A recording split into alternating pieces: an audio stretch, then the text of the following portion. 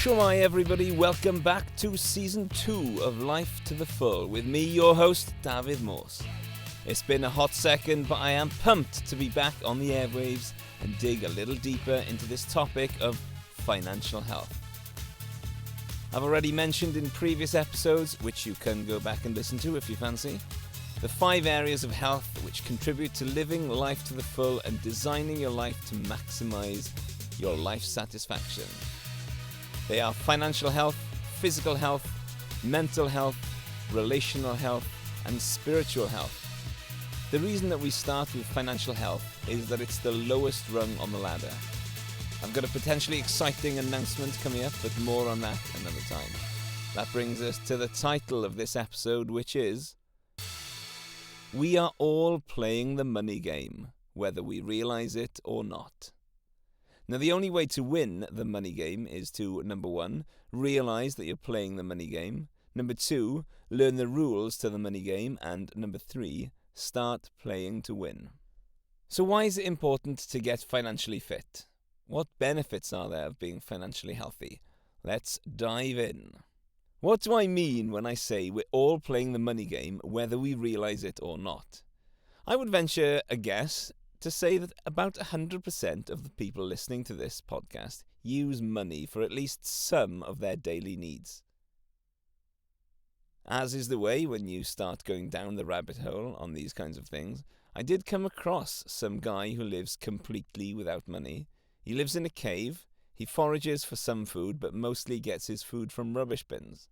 And there was another lady who lived with a friend and did the cooking and cleaning in order to not pay rent or buy food. But for most of us, that isn't going to fly. All of us go to work in order to earn money, in order to buy stuff to live. Shelter, food, and other stuff. That's us playing the game. We give up our time to earn these little tokens that will buy us the things that we need and want. The crazy thing is that most people don't even realize that they are playing a game. We've been so conditioned by society that we don't even question the systems that we're in. We just get on with it. We try hard at school, some of us less than others. We try to get a job that will earn us enough to satisfy our needs. We invariably end up thinking, I could do with just a bit extra. Once you realize you're playing the money game, you can't unrealize it. The good thing is, it's a game that can be won. And when you do win, you can decide if you want to keep playing or not. Not having money makes life very difficult. It's extremely challenging to get ahead in life if you are poor. Having money makes life measurably and tangibly better. Having enough money so that you can feed your family and heat your homes is evidently better than not being able to afford to do so. If you've ever struggled, wondering where the next bit of money is going to come from, you know that it can take an incredible mental toll.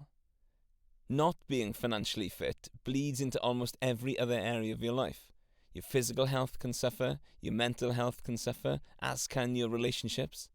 There's a ton of research out there linking mental health and financial health. Poor mental health can affect your financial health, and poor financial health can seriously affect your mental health. And conversely, good mental health can lead to better financial decisions, and better financial health can lead to considerable upside in your mental health. The good news is that there are rules to this money game that we're all playing, and if you learn the rules and how to play, you can improve your financial situation, whatever level you're playing at. I often think of the English Football League when it comes to thinking about what level I'm performing at in whatever area of my life I'm considering. So today we're looking at finances. We all want to play in the Premier League. We all want to be at the top level financially. But the reality is, not everybody can play in the Premier League. There are different levels we're all playing at, and that's okay. We can still make progress. If you're playing non-league football, you give yourself the best opportunity to get promoted or move to a better team if you put in the work to improve your game. Anybody at any level can make a difference in their own game by learning what works and just doing it.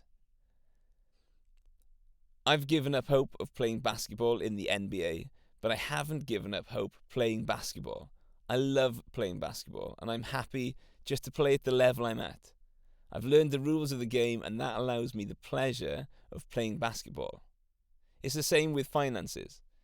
You can learn the rules of the game, and you can start improving even if it's at the most fundamental level, and even if you never become a millionaire.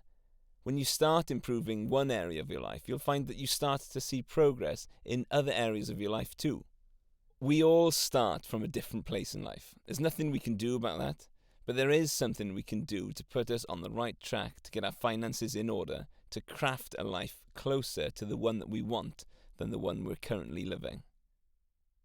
Things might not be your fault, but they are your responsibility. A former Navy SEAL, Jocko Willink, wrote a book called Extreme Ownership: How US Navy SEALs Lead and Win. He's the guy that first put me onto this idea of taking responsibility for every area of your life. The things that have happened to you may not be your fault. They may be, of course, but that's a chat for another day. But it is your responsibility to take the next step to changing your situation. You can learn the rules to the money game, and you can start to play to win. Start playing to win. If you've got a problem that can be solved with money, and you have money, then you don't have a problem. I'll say that again. If you've got a problem that can be solved with money, and you have money, then you don't have a problem. What makes a problem is if you don't have the money to solve your problem, or worse still, it can't be solved with money. You need to fix a leak in your roof, you lose your job, your car insurance won't pay out when an uninsured driver hits you. All problems which can be fixed with money, but are real problems if you don't have the money. The worst problems are the ones you can't throw money at. You get sick, you lose a loved one, your spouse leaves you. These are real problems which require a much bigger solution than throwing money at the problem. But this idea of if you've got a problem that can be solved with money and you have money, then you don't have a problem, is one of many mental frameworks that I have to deal with setbacks that I face. Take, for example, my summer holiday last year. It was the first day of our month-long summer holiday in France. We just got to our first home exchange, and we were going to live there for the next 10 days. I said to my wife, "You take the girls into the house and get settled in. I'll go and get enough food for tonight, and we can do our proper shop tomorrow morning." So I left my wife and kids in our holiday home to go out and source some food from the supermarket. I was just 200 meters up the road when Google Maps said, "Turn left." And I was on the right-hand side of the road, which of course is the wrong side for me, the correct side in France, concentrating on what was coming around the bend to the right in front of me. And as I turned left, I noticed a big lake on my right and thought, "Oh, don't drive into the lake." And as I was thinking that, I had driven into a 2-meter barrier with our bikes on the top of the car. I was understandably really annoyed at that point. The bikes had been mangled, the back windscreen was completely shattered, and I gave myself 30 seconds to be angry and annoyed, and then I said to myself, it's already happened, there's no point wasting time wishing that it hadn't happened. And I remembered, if you've got a problem that can be solved with money, and you have money, you don't have a problem. Was it annoying that I had to fork out €550 to fix the bikes, and another 400 odd to fix the car? Yes. Would I have rather spent that money on something else? Yes. But ultimately, because I had that spare money, I was able to say, this money fixes the problem I have of 2 broken bikes and a broken car. I no longer had a problem. When I say start playing to win, I mean start making decisions that will move you towards a point in your life when you no longer even think about money. You can afford everything you need, even everything you want. You have enough to weather any problem that comes along, and that can be solved with money. That is a noteworthy milestone. But the great thing is, you can set yourself on the path towards this point, and even if you never get to the point of complete financial independence, your life will be better than when you started. I want you to think of some of the things that you could do if you had more money. I want you to be inspired to imagine how your life would be better with more money. I also want you to consider that with more money comes a greater responsibility to steward it well, to look after it, to use it wisely. Who are the people that you could bless if you had more money? What having more money enables you to do is infinite. Keep the heating on as much as you want. Buy the healthiest food you can imagine. Take your family travelling. Take your friends skiing. Pay your granddaughter's university fees. Change jobs. Quit your job you hate. Pursue a creative lifestyle that you love.